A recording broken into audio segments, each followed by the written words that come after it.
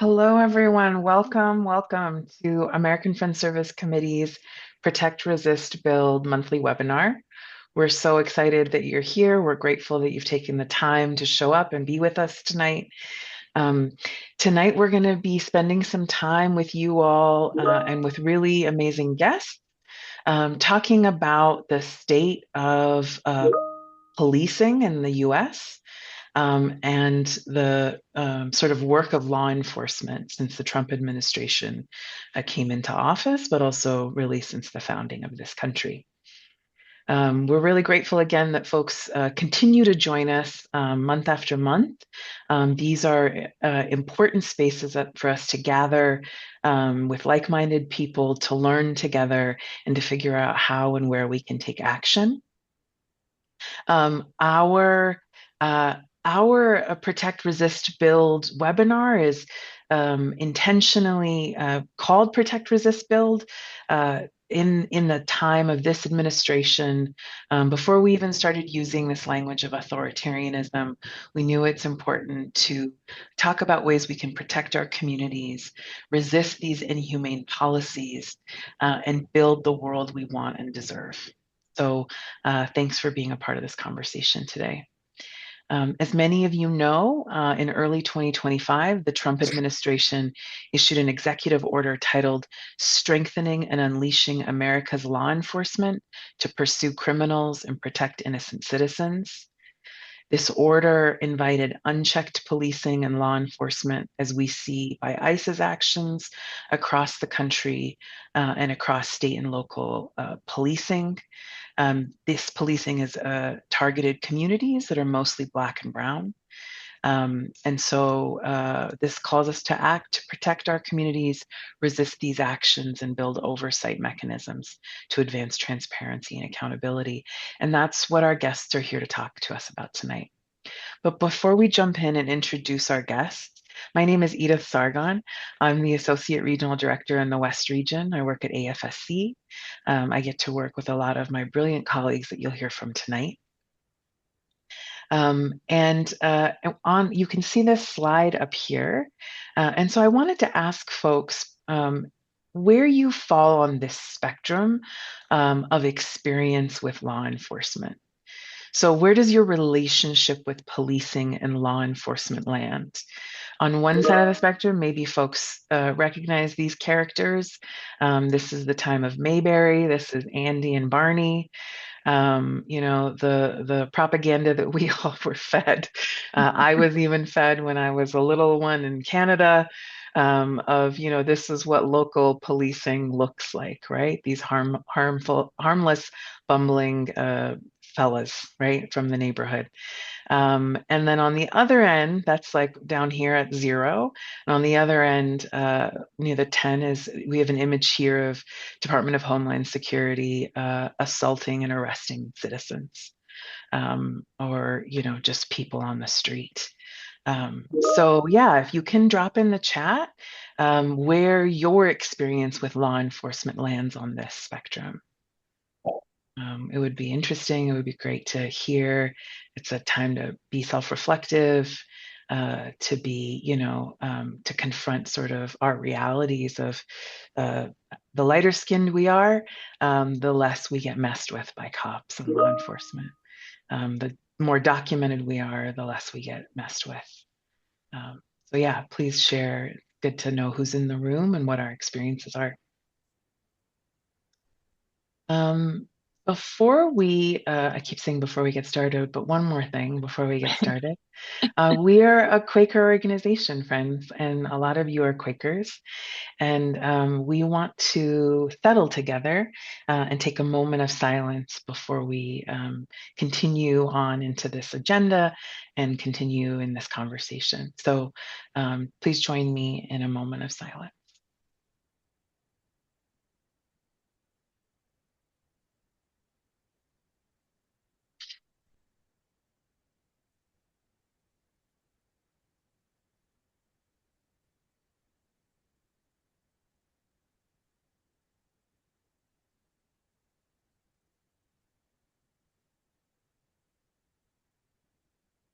Thanks very much. I see folks dropping a range of numbers on here. And yeah, I'm grateful for people sharing. We're seeing things like a range, right? A really broad range. And we have, it looks like we have a lot of people who are experiencing, closer to experiencing the kind of violence we see depicted in this image of Department of Homeland Security. And so, yeah, for that, I'm grateful for the folks that are here in this room sharing those experiences. Um, yeah, I'll say for myself, come from an immigrant background. My family is Middle Eastern.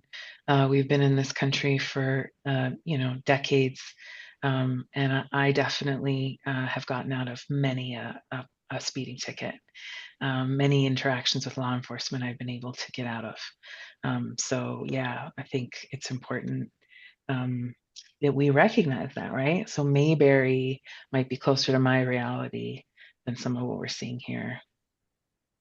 All right, so we have some incredible folks here tonight, and I wanted to also invite you in the chat, since we are talking about such an important topic and a topic that impacts so many people in this country. If there are folks you want to name who've been harmed by law enforcement, if you want to say their names in the tradition of Andrea Ritchie and Kimberly Crenshaw, if we want to say their names here in the chat, and let us know, who you care about, who's been impacted by the harm and the violence of law enforcement in the U.S. And friends, to get our discussion grounded in our values, we're going to hear tonight first, and from the person that's going to be really hosting the conversation for us, we're going to hear from our U.S. Peacebuilding Director, Lewis Webb. So Lewis, I want to invite you to join us. Thank you. Thank you so much, Edith, and thank you all for being here. And I'm watching as the names are populating the chat and want to just make sure that we hold each and every one of those and the names that won't be lifted in, because there are way too many members of our community who have experienced policing at a level very close to 8, 9, and 10, and some have lost their life in that experience. So please continue to raise their names into the chat. And, some will be names we all recognize, but equally important are names that none of us but the person putting their name in the chat will know. And so this is something that crosses all communities, certainly impacts Black and Brown communities in a very special and unfortunate way. But as we have today's conversation, we are prepared to push back on this vision that policing needs to be unleashed in order for us to be safe. We know that safety is not achieved with that approach, but instead with communities looking out for each other. And so I, again, want to welcome you all into this space, and my colleagues who will be sharing some perspectives around oversight of police that is community-based as we go forward. So just for some context, I was on a call with colleagues earlier today, AFSC colleagues earlier today, and we were talking about some of the responses that we are taking up and planning around abusive policing in this new administration, and this administration that is clearly authoritarianism, both in name and in practice. And one of my colleagues said that she works in the immigration space. She just wanted to remind us how important it is to focus on young people in this moment and what it means to be growing up under this level of law enforcement. And I just want to, first of all, thank her for reminding us. And it just brought back a very unfortunate personal memory. I joined AFSC in 2010, and I was working out of the New York office at the height of the policing practice known as stop and frisk, where police would essentially accost mostly young Black men because they were just in the wrong place at the wrong time, and they would search them, they would challenge them. Where they could find an excuse, they would arrest them. And, people in New York were really frustrated by that and moving to put an end to it. And I was asked to join the effort. And at that point, I was close to 50 years old. So I said, you know what, I have not had that experience, but I know people who have, and I want to talk to them. And one of the people I talked to was my middle son, Giovanni, who was, I think, 16 at the time. And I asked him, have you ever been stopped by the police? And he said, yeah, it happens all the time. We were living in the Bronx, New York. And, that hurt in and of itself. But I decided to take the conversation a little further. And I asked him, well, tell me, how did that make you feel? And he said to me, it's no big deal. That's their job. And I think that that was the moment where I realized that if we allow our young people to grow up in environments where they are devalued, it becomes normalized. And so the need for community oversight, especially when young people are being targeted by policing, is such that I'm just super excited to be in this conversation with my colleagues and all of you. So what I'd like to do is just invite you all into a brief video that highlights some of the history of policing. And I don't know, Mary, if you have access to that, if you could just share that. It's about a 5-minute video that I think will provide some context before we get into the discussion. Hi, I'm Rand Abdel Fattah. And I'm Ramteen Arablouei. We co-host NPR's history podcast, Throughline, to help give some historical context to the police killing of George Floyd and so many other Black people in this country. This week, we're bringing you the deep history of policing in America. We wanted to understand how the relationship between police and the Black community had evolved to one so bloody and tragic. So we reached out to this historian. My name's Khalil Gibran Muhammad. I teach at the Harvard Kennedy School. In his book, The Condemnation of Blackness, Khalil lays out a historical argument for how Black people have been criminalized over the past 400 years in the US. And he does that by telling parallel narratives about the history of policing in the North and the South. These stories share one key feature: the use of brutal force to control Black Americans. Policing in America started in the mid-1600s with the Boston Watch, essentially a neighborhood watch group. But some of the first police forces in the South were created to control enslaved Black people. They would come to be known as slave patrols. Almost all white men had to serve in these patrols. Their duties were written into law, like this slave patrol statute from Louisiana in 1835. Arrest any slave or slaves, whether with or without a permit, who may be caught in the woods or forest with any fire or torch, which slave or slaves thus arrested shall be subjected to corporal punishment not exceeding 30 stripes. So the tying together early on, the surveillance, the deputization essentially of all white men to be police officers, and then to dispense corporal punishment on the scene are all baked in from the very beginning. The Civil War eventually brought an end to slavery in America. But for most Black people in the South, it didn't fundamentally change their lives. And by the early 20th century, the KKK would emerge to enforce control over Black citizens in the South. And this pushed millions of Black citizens to flee to northern, progressive cities as part of what would become known as the Great Migration. Police officers receive African American migrants in the same way that their white neighbors and community peers did, which is with contempt and hostility. When a white person throws a Molotov cocktail into a new Black homeowner on a street that had previously been all Irish or all Polish or all German, the police come and they arrest the Black family and defend the white mob. And this happens time and time, over and over again. They are policing the racial norms of white supremacy from the very beginning in the North. Black skin becomes equated with criminality. And according to Khalil Gibran Muhammad, the system hasn't fundamentally changed since then. He says that pointing out the problem is clearly not sufficient to fix the system. Because the problem has been known for a century. The evidence has been presented for a century. The recommendations for change, for holding police officers accountable, for charging them with criminal offenses when they behave criminally. It's a century of the same story playing out over and over again.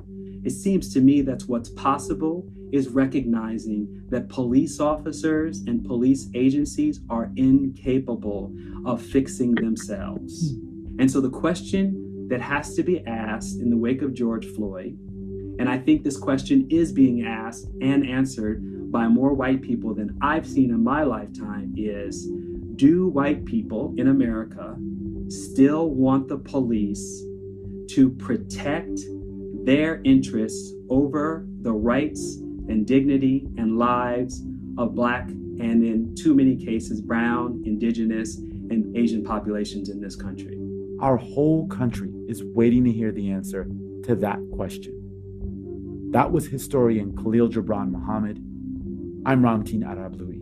I'm Rand Abdel Fattah. You can listen to this full episode of NPR's Throughline wherever you get your podcasts. And Thank you all for watching and listening to the words of that video. And, as I listen to it over and over again, I can't help but realize that if someone were to produce this today, the story would be the same. The target may be a little different. We could replace Black with immigrant communities in every sentence that Black is used. And that's an unfortunate reality that I think AFSC is confronting in very intentional ways. And this wasn't on the agenda, but we have colleagues in our immigration work on the call, including the director of our immigration work. I don't know, Amy, do you want to talk a little bit about, if you're able, how this video can translate into what's happening today with our immigrant colleagues and community members? And I'm Everyone, putting you on the thanks. spot. I know, Yeah. sorry. I just Seriously. didn't want to lose that. Yeah. No, I appreciate it. There's a lot of learning that we all have to do right now as we're facing what in many cases seems to be a new wave of attacks. But what I think is really important to think about in the construct of what's happening to and with immigrant communities now is that and sort of the video really sort of shines for me. The infrastructure that's built, right? Like the Trump administration has come in and done some pretty horrific things in immigrant communities and targeting immigrants and targeting people in a very violent way. But what they're doing is sort of based in laws that are fundamentally unfair and unjust, very similar to historic laws in the Black community that have targeted the Black community. And the infrastructure is so strong. It's been built and created, and they built the foundation, and they're adding on it. And so they're able to do this, and they're able to get away with it. And I think that as we see what has been this like horrific intent to erase Black history from this country, erase the good, erase the positive. And we're left with these images and these sort of fear-mongering securitization sort of frames that make all people of color out to be people that we have to protect ourselves from. And therefore we need the police, we need law enforcement to come in and protect everybody else. So there's so many similarities and I think opportunities for us to think about this together and work together to it's a long uphill mountain. It's a big mountain we have to climb. You know what I mean? I do. Thank you. Yeah. And we don't have a chance to talk about this enough, Louis. So thanks for inviting me for a moment. Oh, no. I knew you were here and I knew you would share. So thank you. Thank you. And we have to do something about it. I mean, that's what you said. And today's conversation will focus on some ways that we can respond to this unleashing of police, unleashing of law enforcement, and the harms that it's causing in communities. And one of the ways we can do that is to stand up and bear witness, tell stories, and provide that level of community-based oversight, because I think we all realize that relying on the federal government in this moment to step in when injustices are happening is not something we should look forward to. So I'm super excited to facilitate a conversation with some amazing friends and colleagues who are doing work on the ground limit the harms caused by this level of policing and law enforcement.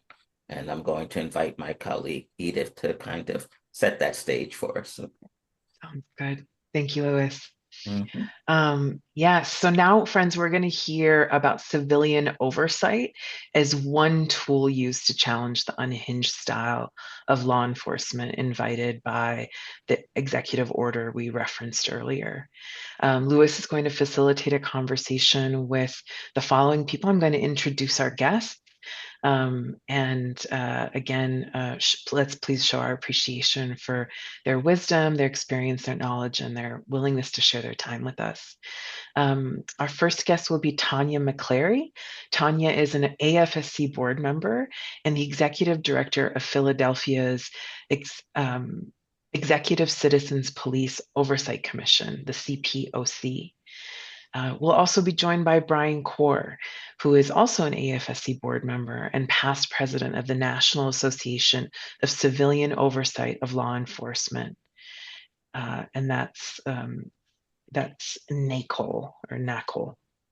We'll also be joined by King Downing, Director of Healing Justice in the New York, New Jersey, and former national coordinator for the campaign to end racial profiling in the American Civil Liberties Union.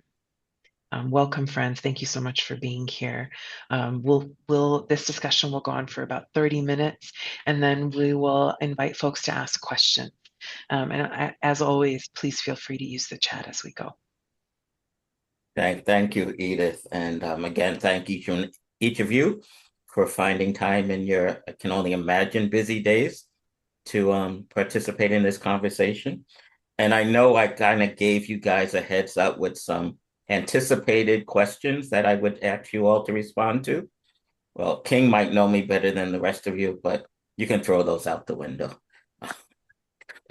We're just going to chat, okay? But we will give you some space to respond to some of the things that are really pressing in this moment. But what I'd love to hear, and you all can just talk, as you are led, why are you doing this?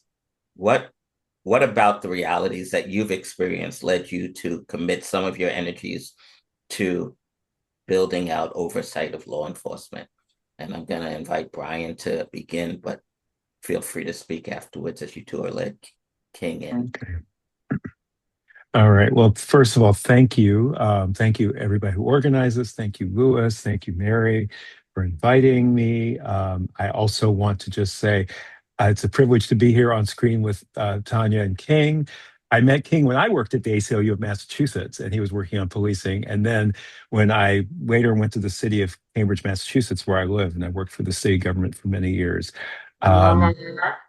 King was coming to our meetings. He came up from New York to Cambridge, Massachusetts, to make sure that we knew that, and we being the board and the city, that we were being watched by community, even if that community had to come in from New York. But there were also local folks that did that.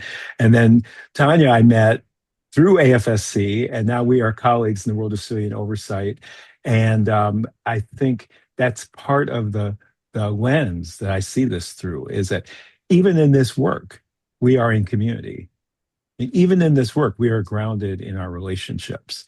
And part of why I think civilian oversight is important and necessary and insufficient is that from my point of view, you have to have people inside systems and outside systems, right, to make change. You have to have theories of change. You have to be working on immediate issues, people who've been facing abuse, mistreatment, discrimination. You need to work on the infrastructure to transform how those things work, police reform, transforming systems of criminal injustice. And then you have to really work to change hearts and minds. I mean, as a Quaker, I want us to work to live in the virtue of a life where we don't ever have a call to use violence, where we don't ever see a need to force people to do anything. Now, we're quite away from that. So when I came into the work of civilian oversight, which I have lots of stories, and I won't go into them now, but it wasn't something I was looking for. I was asked to take it on because of my background and my personality and doing mediation and the specific needs in Cambridge.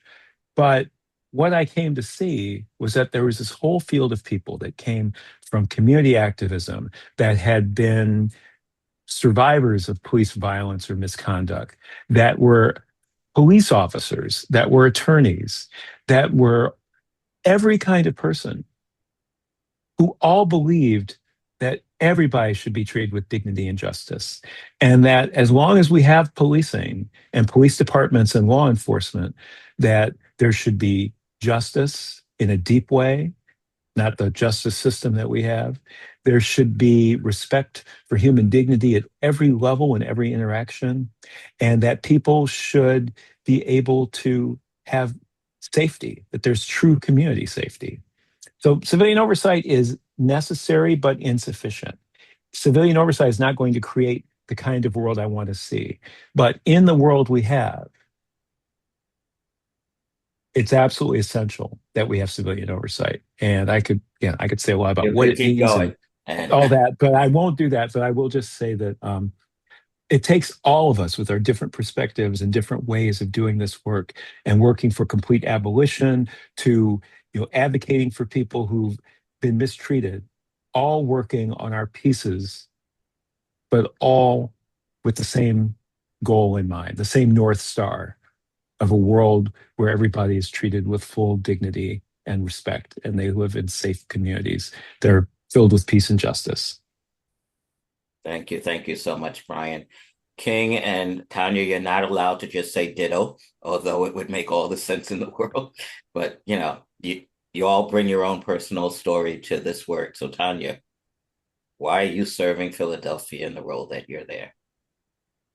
So I grew up in Washington, D.C., and it's very interesting when you grow up in the nation's capital, because there's a lot of and so back in the day it used to be called Chocolate City. If you go there now, you would not understand why that is. It's very gentrified, etc. And so it's a very interesting place to grow up. And when I was probably about 8, we moved out to Prince George's County, which is literally like there are places in DC where you can literally just hop over the line and be in DC and then hop over the line and be in Maryland.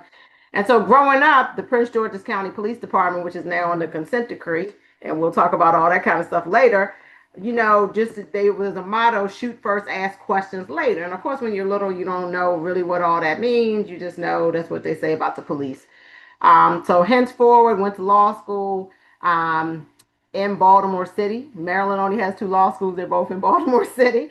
And started working at the public defender's office, and so have spent a long time as a public defender. And so for those of you that don't know what that is, so those are lawyers that represent people accused of crime. And so the people that gather the evidence against my clients are the police. And so I have had firsthand opportunity to see what bad policing does to impact people's lives, what doing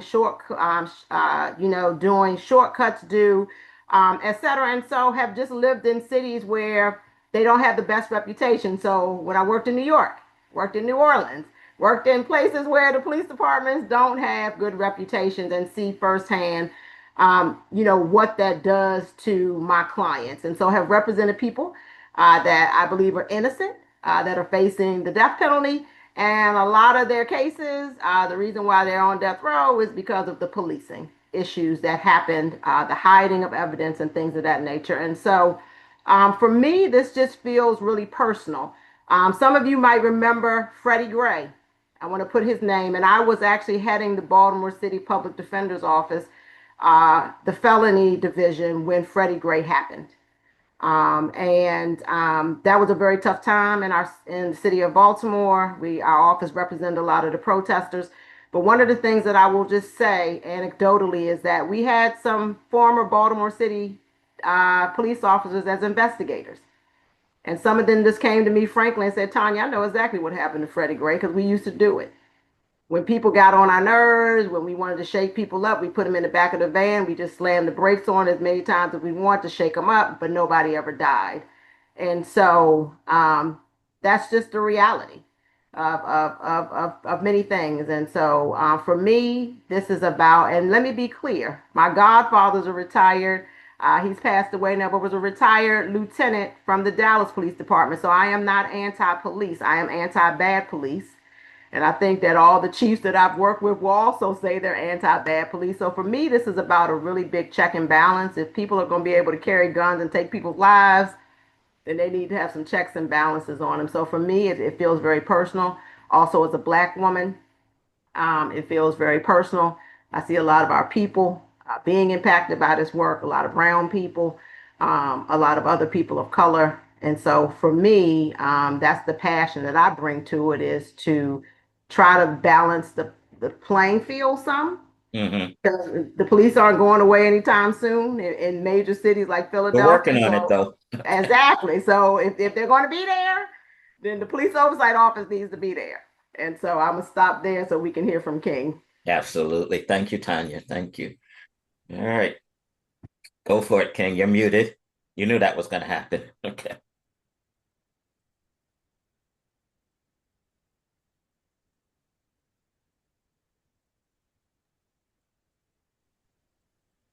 Well, I'll say, well, King is muted. I'm just going to make a little joke because I've known King for a long time. I think it was the first time I've ever heard him with nothing to say.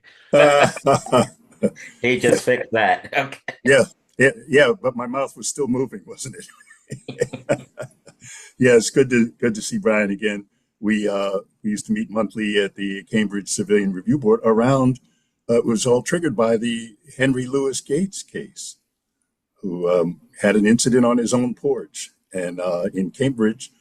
You can correct me if I'm wrong, but you did not have to be the subject of police abuse to file a complaint. And so I think there were a half a dozen people who filed complaints on behalf of Henry Louis Gates. So the review board had a fairly large portfolio coming out of one incident. But my history here started as I guess sort of like a wide-eyed and questioning kid. I remember seeing the grainy pictures of other children being bitten by dogs and beaten, sprayed by fire hoses. And then after that, it was the pictures of the National Guard going through all of the cities during the major rebellions, and between the police and the National Guard, attacking people, shooting up into project windows, and then coming to learn that the Kerner Commission, which studied the rebellions, well, at least out of the 200, studied, I think, a few dozen of them, and found that an overwhelming majority of the rebellions were started by acts of police abuse or rumors of police abuse because it was so rampant. And so that was just ingrained early on. And then the images began to shift and become more dramatic. We ended up seeing photos and films of groups like the Black Panther Party, the Nation of Islam, going to a police station and demanding justice for someone who had been beaten. Seeing the Black Panther Party riding around in cars with weapons they had a right to possess, and getting out of the vehicle and monitoring police as they were grabbing and arresting people and preventing them from beating them and possibly killing them. And then as I came into age, all of these things began to crystallize as going on around me. Seeing that most poignant was when I would go visit my cousins in Philadelphia. I mean, I moved from Newark, New Jersey to New Haven, which was a relatively quiet place when it came to policing. But my cousins would be frozen stiff as a patrol car slowly came up the block, looking into all the windows of the cars and driving up the street. And I had never seen them look so petrified. I mean, we were running down the street, being chased by gangs, but I had never seen them acting like that. And so I guess that sort of inspired me to just go on and do this work. And originally, I had started out as a GED teacher in El Barrio, and my youth were always being harassed, just constantly. And from there, decided to not only advocate for education, but also for the way police got treated. And at some point, I was part of a lot of the high profile protests that were going on. Then I went to law school to become an organizer, primarily against policing, not even to go to court and litigate. I told everybody I wanted to use my law skills to be an organizer, and came out and started dealing with stop and frisk on the Jersey Turnpike and high-profile police shootings in New York. I was part of all the protests around almost everybody that the notorious Mayor Rudolph, he's not Rudy to me, he's Rudolph Giuliani, would challenge and We lost you again, King, with your mute button.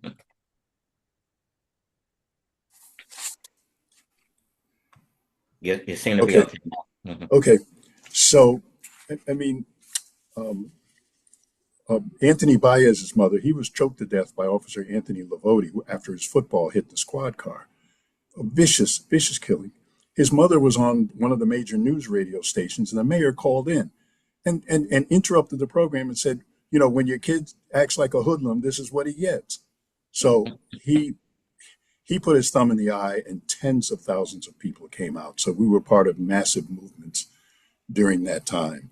And then that basically led to me opening up my law office in Jersey, but still leading protests in New York and New Jersey, became part of the New Jersey Police Brutality Coalition, and was organizing. And then an organization called the ACLU called and asked me, would you like to direct a national racial profiling project? I said, you mean people can get paid to do this? I mean, I had to close my office. I had to close my office to go to these protests. That's why they called me. Oh, well, you know, he works for himself. He can come out anytime.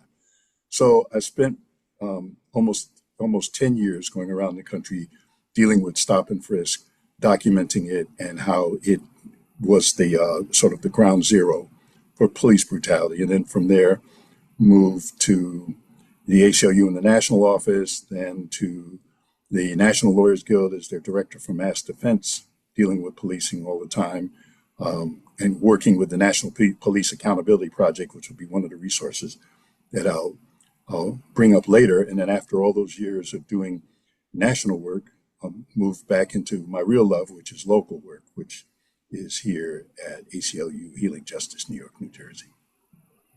Yeah, we appreciate your coming home, and we appreciate having each one of you connected to AFSC, because we are committed to providing the training, the opportunities, the support to communities who are just committed to, you know, protecting themselves from abusive and over policing. But I think one of the challenges that we all face when we talk about community oversight is, does it have any impact? And that's a question for each of you to think about and even have a conversation across each other. You know, is it just, you know, a Band-Aid? Does it have teeth? Does it really have the ability to protect the community? So it's an open question. Is community oversight of policing something that can work or does work? Uh-oh. Did I stump you? No, Oh. I was waiting for someone else because I talked first last time. And then of course, I'm listening to these stories. I'm like, I didn't share my personal story because I just shared it a week ago and it took me 45 minutes. So, Okay. But I will just say that I think the question I always ask people is, what is it that you want it to do? I mean, people will often say civilian oversight has failed. And I think it usually has failed to meet expectations because it's a governmental system.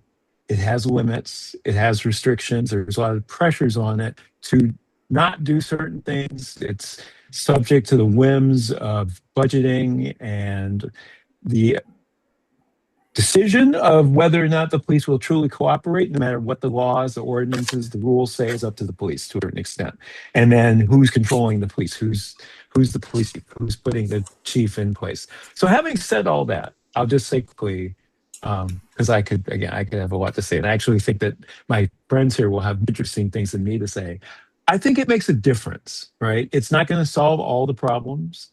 It's a measure of accountability when it's done in the way I think that's most effective. It's not just back-end accountability. It's not just, okay, what happened? You know, can we figure out who did it and what went wrong? But how do you actually have influence on what the rules are, what the training is, who gets hired, what the support is for law enforcement officers and police when they're undergoing traumatic experiences. And the culture has been, you just tighten up those boots and get back out there, as opposed to what we say any healthy human being does is when you see something horrible and traumatic, when you experience it, you get support, you get counseling, you get people saying, take a couple of weeks off. So there's all these different pieces that civilian oversight can play a role in.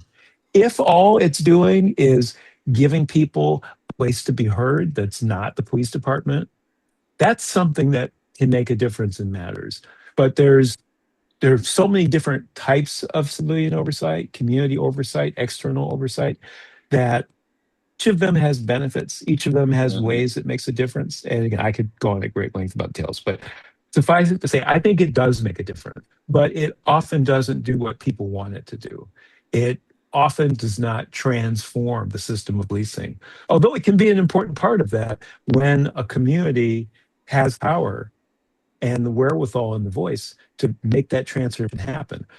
The oversight piece can be a really big part of that transformation, but it's got to start with community. I'll stop there. Thanks, Brian.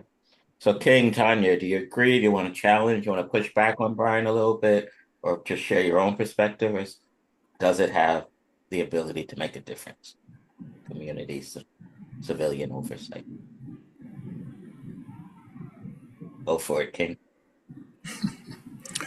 I'm going to start out with a quote. My shero, Angela Davis. She says, "We constantly remind ourselves that we're abolitionists so that we don't settle for reform." And that's basically my view. I mean, if we're calling it Civilian Complaint Review Board, it's a success because, civilians are doing this. But if you're looking for community control of police and police discipline, it's a failure. And the example that I'll give is just our experience in New York. Civilian Review Board has 15 members. They're appointed by various politicians. None are appointed by the community. And for the last 3 years, they've logged between 5,500 and 5,600 complaints in a city of 8 million people with hundreds of thousands of stops. And so even if it was 100% effective and actually in all the cases, not to say that everyone was, but if every case was substantiated, even that would be a drop in the bucket, and it wouldn't change anything, given the fact that even when that does happen, they're only recommending discipline.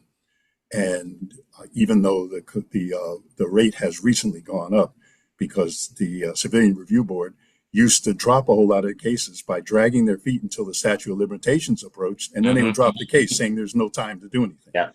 So the clearance, the substantiation rate went from 24% to 48%. So that's half of, 6,000 complaints. So, we're not getting anywhere. And Sam Walker, who is one of the really influential people in reviewing these things, says we're not going to have any success until we increase the denominator.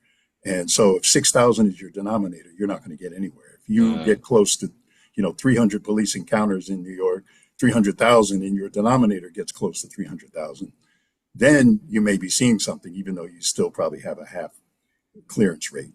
So I look at it as a way to reform. We get communities involved. I'm always in our Know Your Rights workshops, and we'll talk more about that, I guess, when we get to solutions. I'm always talking about that this is someplace to go because we're trying to increase the number of complaints so that it politicizes people, but it also makes the system get clogged up, and then maybe they'll start to do something about it.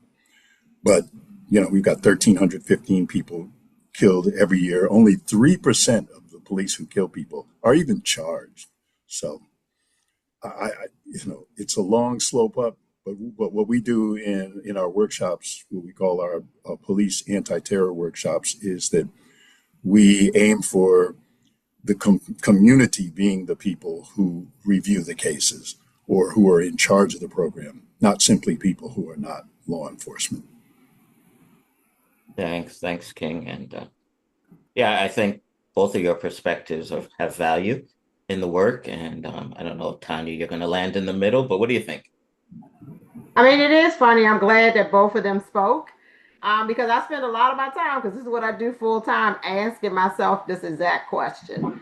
On many days I feel extremely frustrated because of just what King said, and then other days I feel hopeful because of what Brian said. I mean, the reality of it is, even if you're an abolitionist, I think in real life, like for example, Philadelphia is the fourth largest police department in the country. It's not going anywhere anytime soon. And what I say to myself is, we are reformed, and this is an area where it's very hard for me because we are at odds with people that would normally support this work, right? Because there are many people that agree with King that we don't need reform, we just need abolition. And so even my colleagues that are like-minded, we find ourselves sometimes at odds around police oversight. And I kind of comfort myself by saying, I'm glad we're here. And I'm glad that we are holding them as accountable as we can. But on my really frustrated days, it is very frustrating because there's very few, there are some commissions that hire the police chief, can do discipline. Now there's models which are exciting to me where they want the oversight office to actually do the investigations instead of internal affairs. Like as we get more and more there, I'm more excited about it because, for example, in Philadelphia, my office is supposed to have the authority to do independent investigations of the police department. But because of a lot of the things that King talked about, and even Brian in his comments, because we have a very strong union, a very strong fraternal order police that fight us at every turn, even though it's in the legislation, we have not realized that goal. So even though literally over 500,000 people, so over 500,000 people said we want the Citizens Police Oversight Commission to do independent investigations, we're not able to do it. And so what I try to do is I try to get us as close to that line as possible, as close to that line. So we do something called real-time audits where we have gotten the police department to say, before you finalize an investigation, you have to send it to us. We get to look at it, we get to document, we get to push back and ask questions. And if you don't agree with us, you have to attach all our rationale to your investigation, and that goes along with internal affairs up the chain to eventually the chief of police. And so that to me is very important. I've also seen our work change the investigations that IAD Internal Affairs does. They have gotten better because to be honest with you, a lot of our work is sometimes a lot better than theirs. But I'm torn. So I'm really glad to hear my brothers in this work, Brian and King, because I am just often torn about, okay, Tanya, how long you want to keep doing this? No, I appreciate the candor from each of you. So there's a timekeeper who's probably frowning right now because we're talking a lot, but that's okay. I think we're sort of on schedule. We started today's webinar, at least at some point early in it. We invited the now nearly 90 people that are on today's call to bring into the space of names of community members who have been challenged by over and abusive policing. I wanted that list to be very short, and it was much longer than I wanted it to be. What can the 90 people on this call do to one day be asked that question and not put a single name into the chat? What can we do as, no experts, no professionals in this work, but what can the average person do to decrease the number of people that are harmed by over and abusive policing? What are some solutions that are within our reach? Go ahead, King. Oh, you lit up. I didn't know if that was intentional or not. But No, it's okay. I did light up because I was just thinking about, what connections the people who added the names had. Were any of them relatives, close friends? Were any of them people that they were just moved by hearing the story on the news? It's all in the same mix. But I think, and I agree. I'm not an idealist. And Angela Davis isn't an idealist, and she realizes that reform is an important tool because, people need victories, and they need victories that aren't easy. But they also need to see the limitations of the system so that they can see something that goes beyond it. And so it's valuable, and everything everybody's doing here is part of what I admire. No, and just before I do, I don't know if people can see this. No, it's not very clear. I'm up in New Hampshire where Ophelia Burnett from our New Hampshire program is heroically leading the Turin family in getting justice after he was shot in December 6th by the Manchester police. And so I've been coming up each month working with her to organize. We have a protest in front of City Hall, and they all went inside to testify before the older people. And I came over here to do this and said I would, share the solidarity of the families and with Ophelia. Thank you. So that's an example, for people to show up like they did at the protest, to go in and sign their names up. And right now they're all in there testifying for a regime that didn't even offer any condolences to the family. I mean, you don't have to do anything but just say we're sorry for your loss, and been able to do that. So we're urging people to study the issue. The National Police Accountability Project has a lot of information out, sort of data and also how-to guides for community. Sam Walker, who I mentioned earlier, what's his handbook for police accountability is something that professionals and community people also use. And the National Police Accountability Project, which I'm a member of, not only litigates, but has a lot of information as well. And so we want to get people to learn about this, and we want folks to learn their rights. Our Think Twice community safety beyond policing program is operating now for almost 2 years, doing Know Your Rights workshops in collaboration with the New York City Public Advocate's Office and the organization set up by Sharon Salam and the Central Park Exonerated 5 members. So we do the workshops and we show a segment of somebody going into a police station and trying to file the complaint. The officer shows up and the sergeant gets there. The officer saying, my sergeant's not going to take this complaint because there's nothing to it. And this young black man is saying, yeah, but I have a right to do it. And then the officer says to him, do you realize that there's such a thing as filing a false police complaint? And that if you go through with this paperwork, that you could be arrested and charged. So,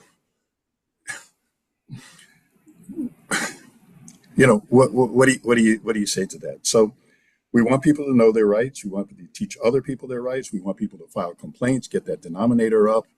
And we want people to help people file complaints, and don't say it won't make a difference, because if New York numbers went up to 100,000, there would be such a crisis within the review board because they don't have the investigators, they don't have the capacity, and all of a sudden things would start to move. So it's just dragging and also I'm not sure if when your turns come, the CCRB it's probably not their fault, but they're doing a terrible job of promoting. I mean, we see all of these ads and public service announcements. I don't see any ads in magazines. I know it's mad expensive, so I can see why we don't hear about it. And so most people don't even know that exists. And then the last two things are to file open records requests to get information on police activity and what they're doing and their use of force and all that. We help community groups do that. And the last one is, if you see something, shoot something. And I'm talking about video. I'm not talking about weapons. Thank you. I do that in the hood because it gets a lot of attention. When you say that, everybody pays attention. Then I have them hold up their cell phones and take a pledge and say that I will protect the community by videotaping anytime I see police activity, by staying a reasonable distance away, and then reporting what I saw. So I think that'll be the grounds.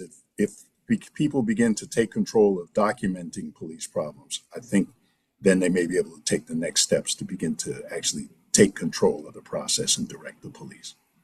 Great suggestions, King. Thank you. Shooting with your camera or cell phone. Yes. Okay. Can I interrupt for one quick second? Sorry, this is Amy. King, there's a request in the chat for the name of the person in New Hampshire you were talking about. Oh, Sorry, Nickenley, Nickenley, Turenne, Turenne. It's a Haitian family. Thank you. Sorry to Thanks, interrupt. King. No, Thanks, thanks for Amy. that. Yeah. Brian or Tanya, any other thoughts as to what, the 90 people on this call and the communities that are not trained in this can do to just, limit the number of names the next time that question is asked? Yeah. So I'm veering into personal story just a tiny bit, which is to say that there's a name I want to add, and that name is Janet Wilson. Janet was in Dearborn, Michigan. I'm from Detroit, Michigan. And she was having a mental health crisis, was in a parking lot at the mall, driving erratically, and was shot and killed by the Dearborn Police Department. Janet was my mother's second cousin. So I often don't, well, thank you. And I often don't talk about it because I don't want to make it sound like, well, this is why I'm in this work, because it's not. And yet it's a part of why I'm in all the work I'm in. And so there's a piece that's really important that King talked about, which is exposure, exposing misconduct, injustice, systems that are not sufficient. And that's really important. There is a piece I talked about a little bit about that front end accountability, about changing the conditions that police are operating in. To the extent that we're going to have police, how do we change those systems? And what people can do, I would say, is, again, 1,000 flowers bloom. People have different skills, ways of working, talents, concerns, and find a way to get engaged, whether that's in protesting injustice, whether that's, looking at the police policies, finding how you comment on the policies of your police department, going to the city council, looking at the budget process, and there will be people there saying, cut the budget. But what is the budget being spent on? What are the priorities of that department? Are they reflective of the needs of the community? And then there are things like civilian oversight of law enforcement. And I just want to acknowledge that there is no good name for this of civilian, citizen, community. None of them quite captures what we want. But the National Association for Civilian Oversight of Law Enforcement, NACOL, I'm a past president. Tanya's on the board, and it's an organization that works to support civilian oversight entities, but it also supports communities that want to create oversight, that want to figure out how to have an impact on making policing more positive. So there's lots of different ways people can be involved. And again, if you're an abolitionist, there's ways you can be involved. If you are aware of things going on in your community that you think are terrible, and you want to expose them, you want to hold people accountable, you can do that. If you're someone that has some abilities and knowledge in statistics, in developing rules and regulations, and developing policies, there's lots of policy development people in our world of AFSC and like-minded people. Find ways to get involved, because there actually are often ways to get involved. You might have to push, you might have to make friends, you might have to go to the city council, but a lot of times the people, especially if you're not talking about big cities, right? Philadelphia, New York City, but if you're talking about the suburban police department in Media, Pennsylvania, if you're talking about a town of 10,000 people, they don't have any resources. They are desperate. Now, that doesn't mean they're going to welcome you with open arms, but you can actually have a real impact on a police department when you're in a smaller community, because they haven't got enough resources to do what they're supposed to do, and they may not even know what the community wants them to do. So help them understand what the community wants them to do. They work for the community. They may not always think that, but they work for the community. They're there to promote community safety, and hold them to that. Make that real. Make that live in your community. I'll stop there. I'm going on longer than I intended. No, we appreciate you. Thank you, Brian.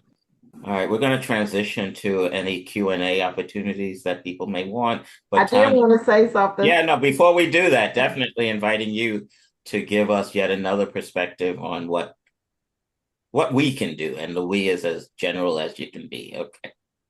I would say that, I think standing with the families that are impacted in the communities. I Mm, mean, one of the things that's really important is that a lot of our agencies were set up by the local government, right? So sometimes our hands are tied, so we can't necessarily be able to do, like, for example, what King is doing in terms of protesting and standing. But you can work with us to fill in that gap. I mean, well, some of the most exciting work I will say is I've done this now in 3 different cities. Is in New Orleans that we formed an organization, the Oversight Agency, because of the community called Families Overcoming Injustice, and it was all of the families of people that have been killed by the police, and we listened to them and we used our influence, and they created something called the Family Bill of Rights. This mm-hmm. is something that and got NOPD after years to adopt it, and this is something that has to happen for everybody, every family who was killed by a New Orleans police officer. That would have only come because the community pushed us, and then we were able to get their push and our influence and make it happen. Same thing when I was in Dallas. They never had a video release policy. I co-wrote that with the police chief at that time. And then also made it retroactive because there were families that had never seen the video because there was no release policy. And then our office hosted those videos Mm, because people didn't want to come to the police department and watch their loved one be killed on film by the same people that shot them or just killed them earlier. And so, but that was standing with the community, and the community saying, this is what we want them to do. So we have as much teeth as you all give us. And so thank you. standing with Thank you. us and just even challenging us, like, what are you all doing? Yeah. Get out here and do some things, right? And so bring your political will, your know-how from being on the ground to the oversight agency, and then together hopefully work with them to make some inroads for things that are positive for the people that are directly impacted by these issues. Wow.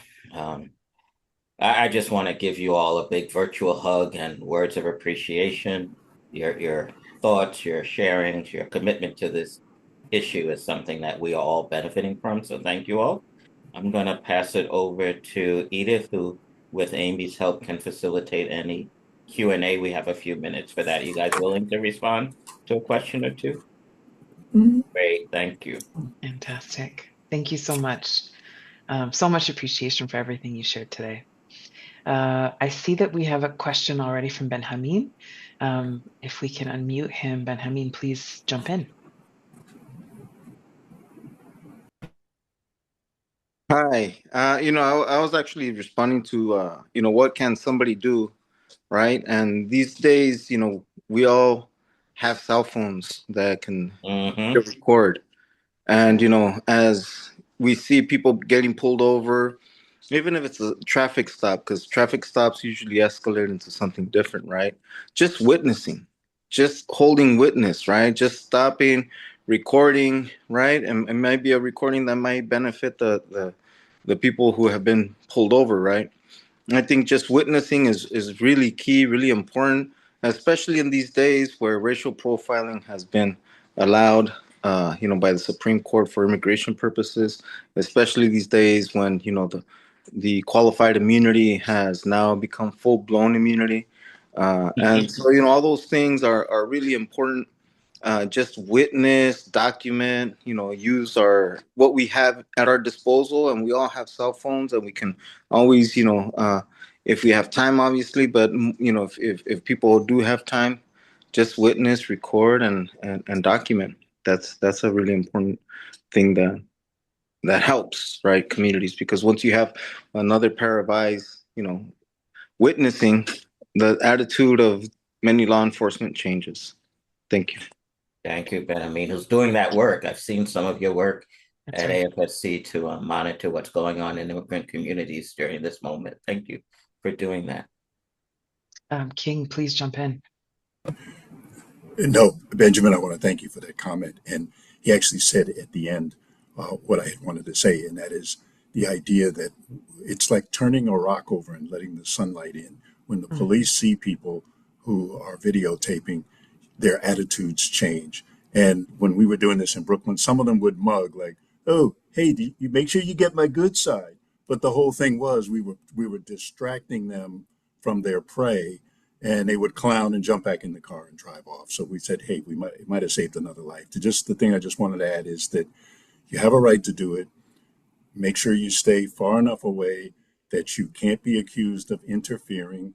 And, I play the game with them. They come up and they say, "You got to move on." I said, "Well, I'm a citizen on the sidewalk. Don't I have a right to be here?" "Well, you got to move back so you don't interfere." So you know what I do? I take one baby step back. And, the ego issue is resolved. I gave due deference and then I continue filming. And so I just want to encourage people, you have a right to do it, and please don't be intimidated. Thank you. Oh, I forgot. I'm not facilitating this part. Go You ahead. can, my I friend. just got so No comfortable. worries. This is your conversation. But yes, let me help, okay? Um, Mhm. I do want to, so I actually asked this question in the chat while you all were speaking. Tanya, you mentioned police unions, and I wonder what are ways that, is there a way, this has been a question on my mind for a long time, that we can help dismantle or disorganize police unions or lessen their power?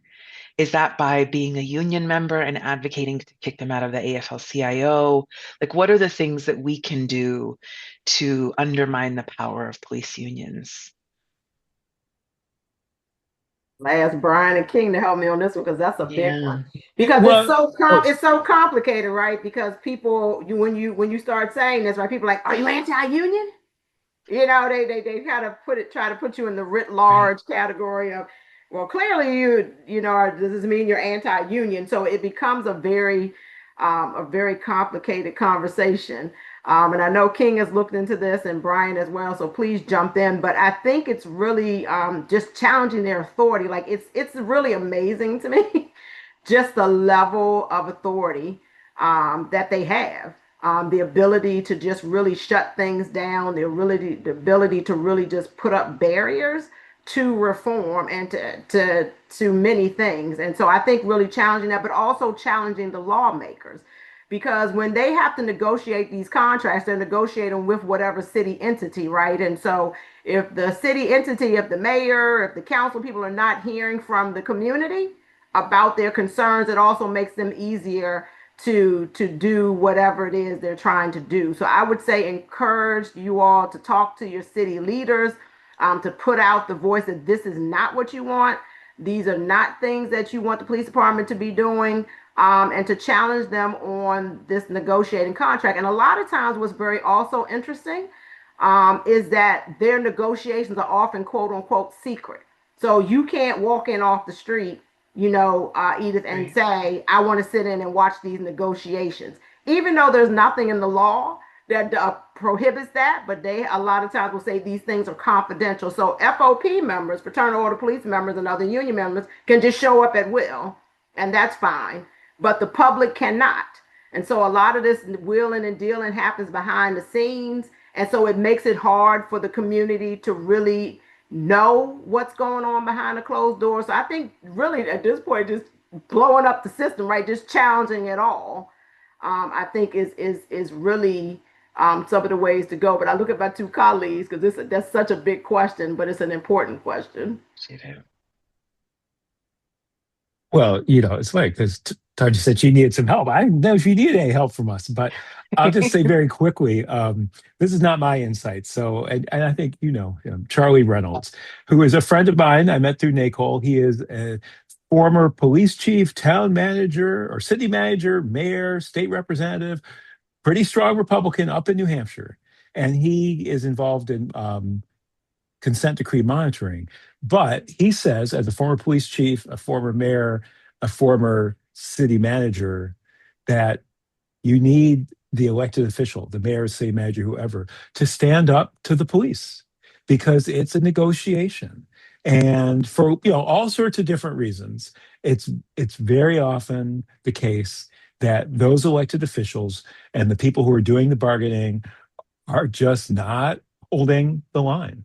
And I think it's a little harder than my friend Charlie would say, but Charlie would basically say, you just say, look, this is what I'm willing to do. And if you want to say, you're going to take it to a grievance, that's fine. If you want to take it to court, that's fine. I'm willing to do that. And I think a lot of times, especially elected officials, but also appointed officials, don't want something to blow up in the public, right? Because there are the people who think the police are amazing and always run into danger when everyone else runs away, and they will lose that support. In many places, police unions are major donors to political campaigns, but they are union negotiations. And we know with all the other unions out there, it seems like it's pretty easy for um, hardball to be played when people are negotiating those contracts. Right here in Cambridge right now, the Harvard graduate students are working to organize a union as a UAW local. And, they're out there protesting, but Harvard is playing hardball, even though Harvard is up against it. They've got other things on their mind right now. Again, I'm not personally someone who has been in this role, but Charlie's pretty convincing that these things could go differently if there were the will. And so again, back to what can community do? Make sure that's something that you're asking your elected officials about. Talk to your mayors and your city council and your city and town managers about that.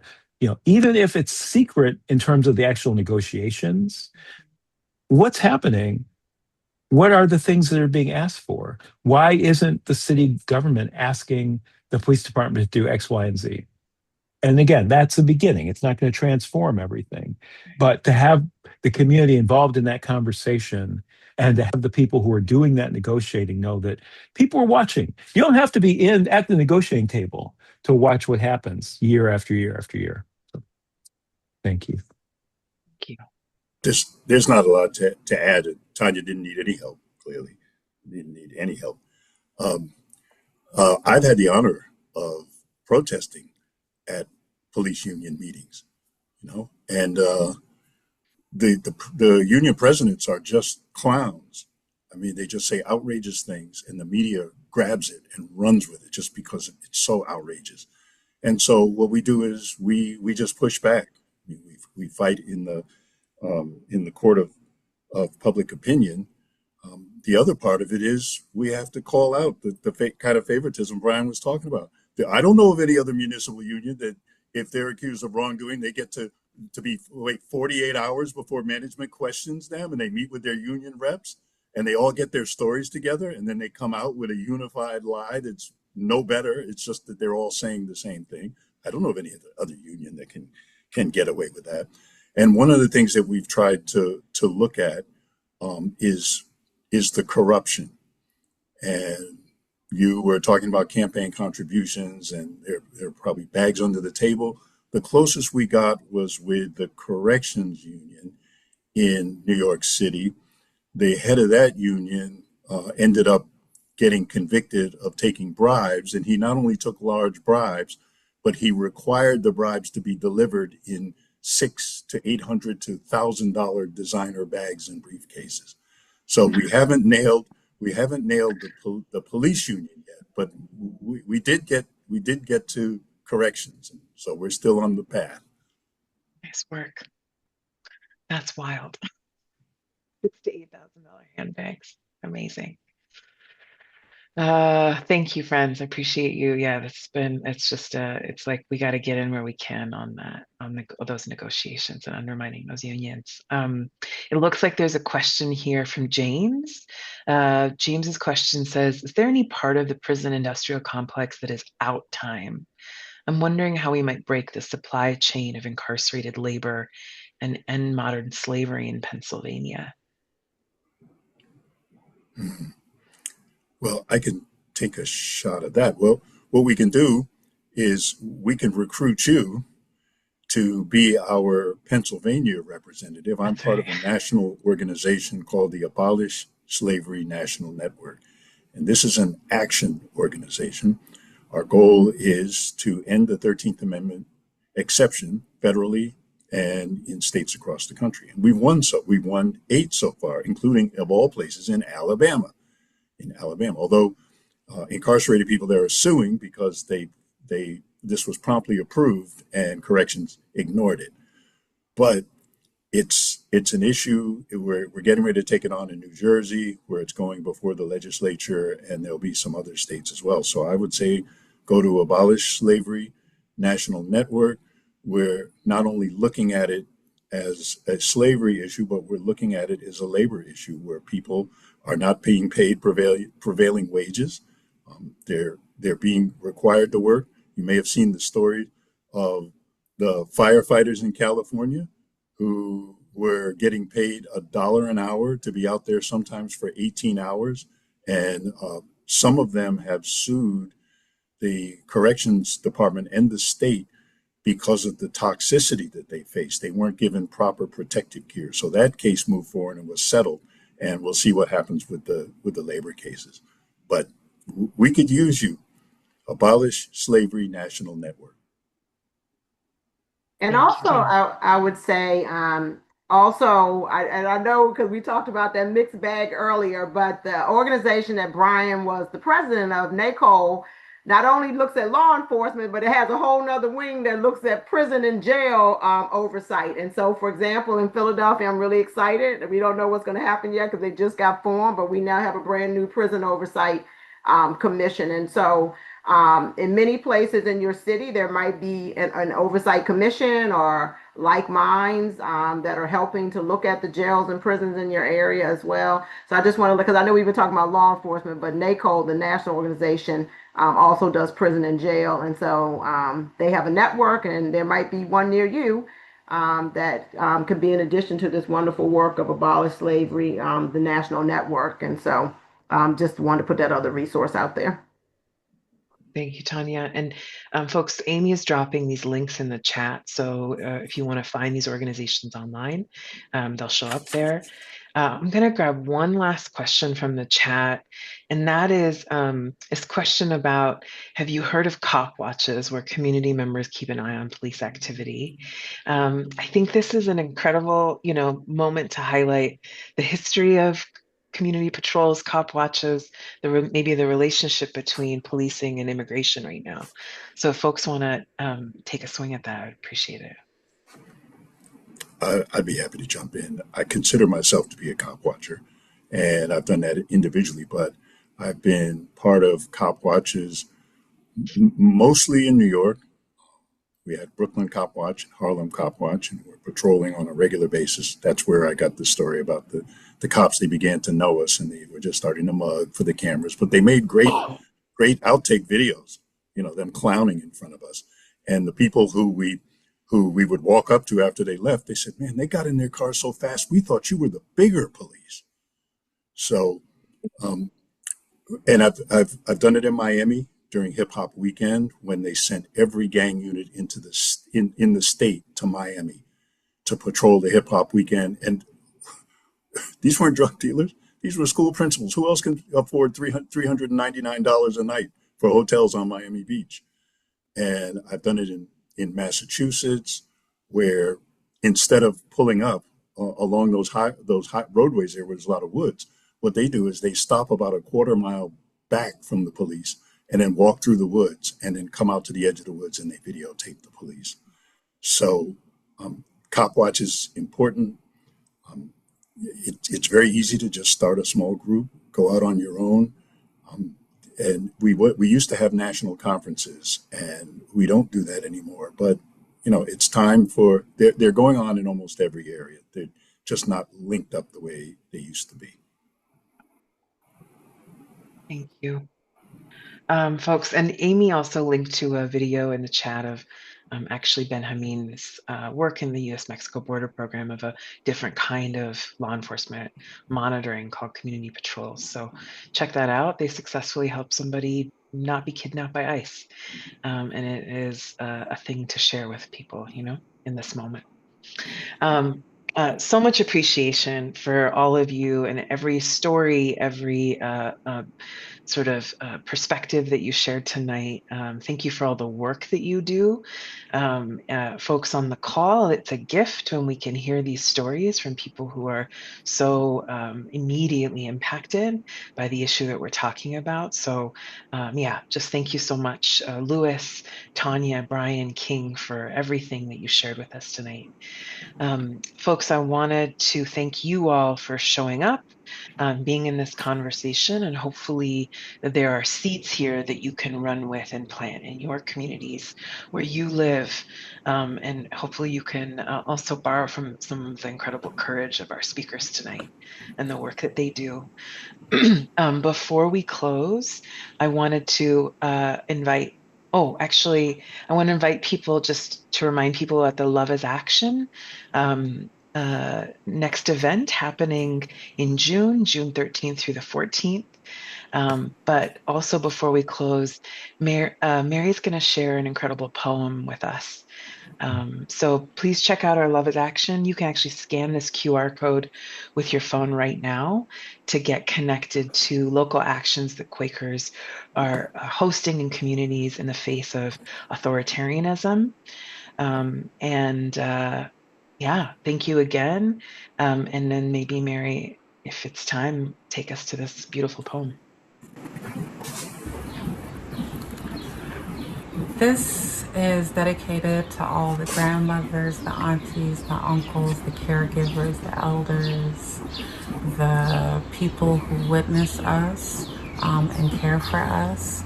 I believe in a visionary world where we could care for each other first and foremost. And I wrote this poem 5 years ago after Michael Brown's murderer was not indicted. And Michael Brown to me was such a sweet, tender-looking boy.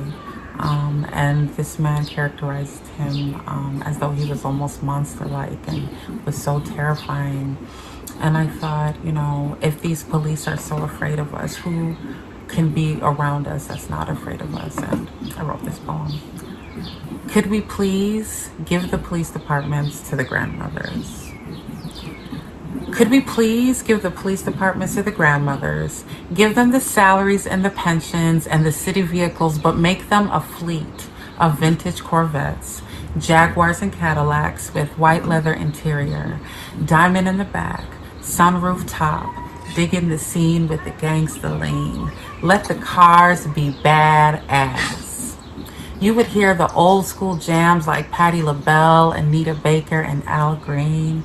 You would hear Sweet Honey in the Rock harmonizing on We Who Believe in Freedom Will Not Rest, bumping out the speakers, and they got the booming system. If you up to mischief, they will pick you up swiftly in their sweet ride and look at you until you catch shame and look down at your lap. She asks you if you are hungry and you say yes, and of course you are. She got a crown of dreadlocks, and on the dashboard you see brown faces like yours, shea buttered and loved up. And there are no precincts, just love temples that got spaces to meditate and eat delicious food, mangoes, blueberries, nectarines, cornbread, peas and rice, fried plantain, fufu, yams, greens, okra, pecan pie, salad, and lemonade. Things that make your mouth water and soul arrive. All the hungry bellies know warmth. All the children expect love. The grandmas help you with homework, practice yoga with you, and teach you how to make jambalaya and coconut cake from scratch. When you're sleepy, she will start humming and rub your back while you drift off. A song that you used to have the record of when you were her age. She remembers how it felt like to be you and be young and not know the world that good. Grandma is a sacred child herself who just circled the sun enough times into the ripeness of her cronehood. She wants your life to be sweeter. When you wildin' out because your heart is broke, or you don't have what you need, the grandmas take your hand and lead you into their gardens.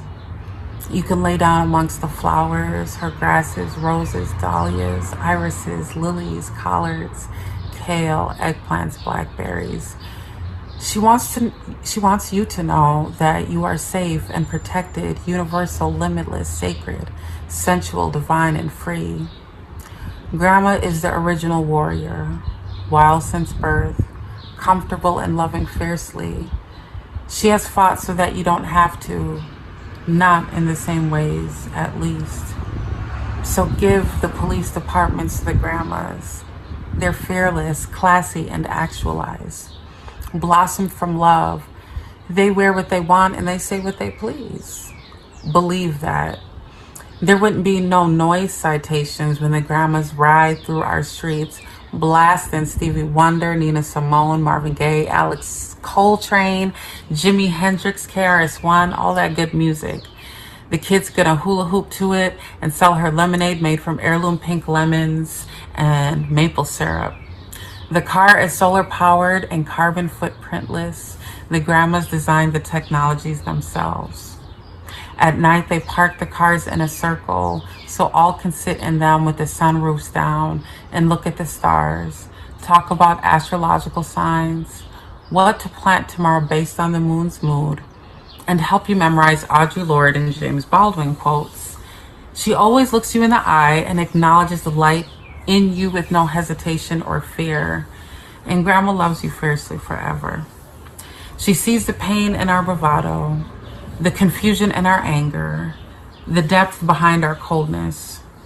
Grandma knows what oppression has done to our souls and is going to change it one love temple at a time. She has no fear. So I hope all of y'all are staying safe and knowing that this spark is smoldering bold and bright and is not going anywhere. We can achieve a reality where we do not have police policing us, but that we have an abundance of everybody being cared for. We've already seen our city feed people and house people and give people what they need, and it was there. The resources were there. So let's keep on thinking of how we could not continue to allow capitalistic greed and white supremacy to drain and vampire off of society, and that we could truly live an abundant, delicious, yummy life surrounded in sweet love and abundant, sensuous elders and all kinds of freedom and liberation for Black people. I love you all.